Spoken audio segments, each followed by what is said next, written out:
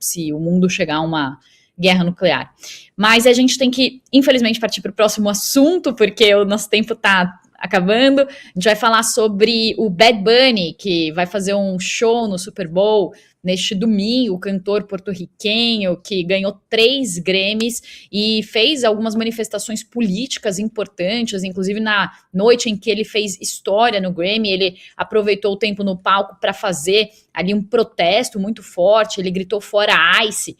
que é inclusive algo que tem sido um lema nas manifestações contra a polícia de imigração dos Estados Unidos, e ele também falou uma frase muito forte, né, e que repercutiu muito. Ele falou, não somos selvagens, não somos animais, não somos alienígenas, somos humanos e somos americanos. Foi como se ele tivesse trazido, assim, para o chão, né, para o terreno, assim, essa discussão toda que está acontecendo, esses protestos todos falando assim, calma, mas tem americano morrendo, tem gente sendo tratada que nem animal, né, pela polícia de imigração, e o que eu tô falando aqui não somos selvagens, não somos animais, somos seres humanos, né, então ele trouxe uma questão muito elementar, né, dessa discussão toda, e ele não estava sozinho também, no Grammy, a Billie Eilish também falou que, no caso, ninguém está ilegal em terras roubadas, então eles trouxeram ali os artistas, questões que às vezes não são muito discutidas nesse noticiário que evolui de uma forma muito rápida, né? Professora, queria que você comentasse sobre a manifestação desses artistas, sobre Bad Bunny e o que esperar também para esse domingo, se ele deve fazer algum tipo de manifestação nesse que é um dos principais shows do mundo, né? Assistido por milhões de pessoas no mundo todo. Com certeza, viu, Pri? Podemos esperar manifestações e engajamento público notório aí, não só dos artistas em específico, mas daqueles que estão, de alguma maneira, se associando a essa bandeira anti-ICE e tratando essa bandeira anti-ICE como algo que pode representar um contraponto ao governo Trump, né? Inclusive a própria oposição democrata, que ganhou de bandeja um elemento de coesão, já que o próprio partido não tem tido capacidade de criar por conta própria uma agenda construtiva, né, que seja agregadora. Em relação ao Super Bowl, em relação ao Bunny em específico, e até o que ele falou no Grammy, né, a gente não pode esquecer nunca e perder de vista que os Estados Unidos passam por uma crise em múltiplas camadas, desde as camadas mais óbvias, né, econômica, política, institucional, mas que estão amparadas sobre uma crise social profunda, bastante complexa e que não deixa de ser também reflexo de uma certa guerra cultural. Então, já que a gente está falando de entretenimento e da própria indústria, né, cultural em si, a gente não pode esquecer que o Super Bowl, o Grammy, eles são eventos que se manifestam como oportunidades para essa plataforma de embate, né? De embate entre uma sociedade profundamente dividida, profundamente apartada. E que, portanto, esses eventos, essas ocasiões, né, do contexto de uma guerra cultural e social, acabam sendo um espelho dessas tensões de momento. Me parece que o item mais importante a se levar em conta é de que maneira essas ações encadeadas por figuras públicas importantes e abraçadas pela classe política vão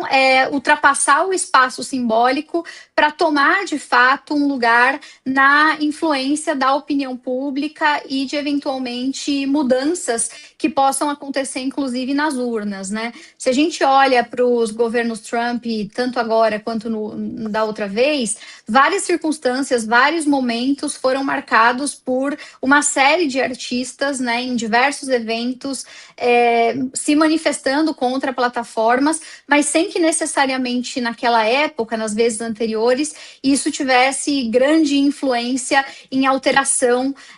do processo decisório. Dessa vez, o ICE me soa como um pouco diferente das vezes anteriores, e esses grandes nomes como o Bunny e o que ele é capaz de produzir, talvez empurrem, né, o governo Trump para um corner mais sensível. Eu digo isso porque, em relação ao ICE, o que a gente percebeu é que o governo Trump teve que fazer um recálculo e um recuo em alguns momentos, inclusive reduzindo agentes federais em certos lugares, né, renegociando, abrindo canal de diálogo com a oposição, porque duas coisas começaram a fugir ao controle. Primeiro, a popularidade do presidente Trump, que não só começou a derreter mais rapidamente em termos gerais, mas também, quando a gente olha para o recorte da política migratória em específico, começou a sofrer um revés importante. A gente poderia falar dos números da política migratória como um todo, ou de recortes, inclusive,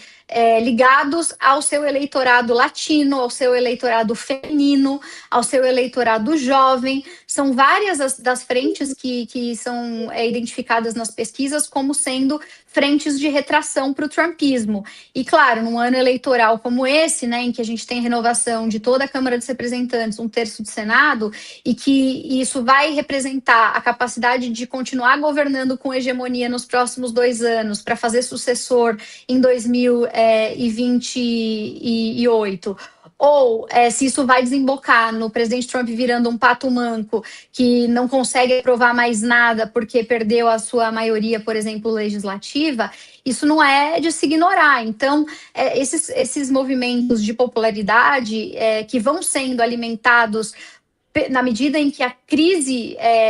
foge ao controle, né, do ponto de vista das figuras que exercem influência e da opinião pública, me parecem diferentes das outras vezes. E a segunda coisa, que também tem a ver com isso de maneira indireta, é o fato de que, para além dos protestos que já ameaçam se expandir e, portanto, não ser apenas mais isolados em torno de uma ou outra crise particular, mas se tornar nacionais, e isso é uma ameaça real, a gente também tem ameaças que estão sendo a todo momento levantadas, que são as ameaças de greves setoriais, greves de funcionários em áreas bastante importantes para os Estados Unidos, no momento em que, veja, o presidente Trump também não está surfando, digamos assim, uma onda favorável nessa esfera. Ele foi eleito principalmente por imigração e por economia. Na imigração, os dados não são favoráveis, na economia, tampouco, né? O Lorival falou agora há pouco do custo de vida e é de fato a palavra-chave. A gente roda em qualquer lugar dos Estados Unidos, mesmo nas grandes cidades, onde isso, em geral, costuma aparecer dentro de bolhas mais específicas, e o tema é um só, affordability, né? Como é que os Estados Unidos vão dar conta do fato de que viver nos Estados Unidos está cada vez mais difícil. Então,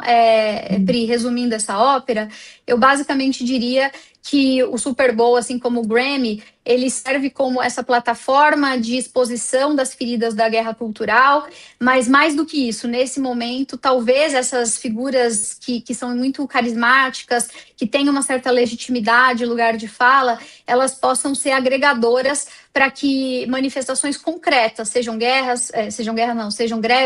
sejam, a gente fala tanto de guerra, né, que até a guerra veio aqui, sejam greves, sejam protestos, enfim, possam gerar impactos concretos. Me parece que a gente precisa ficar bastante atento a tudo isso. Uhum. O agregador de pesquisas da CNN, que junta várias pesquisas feitas em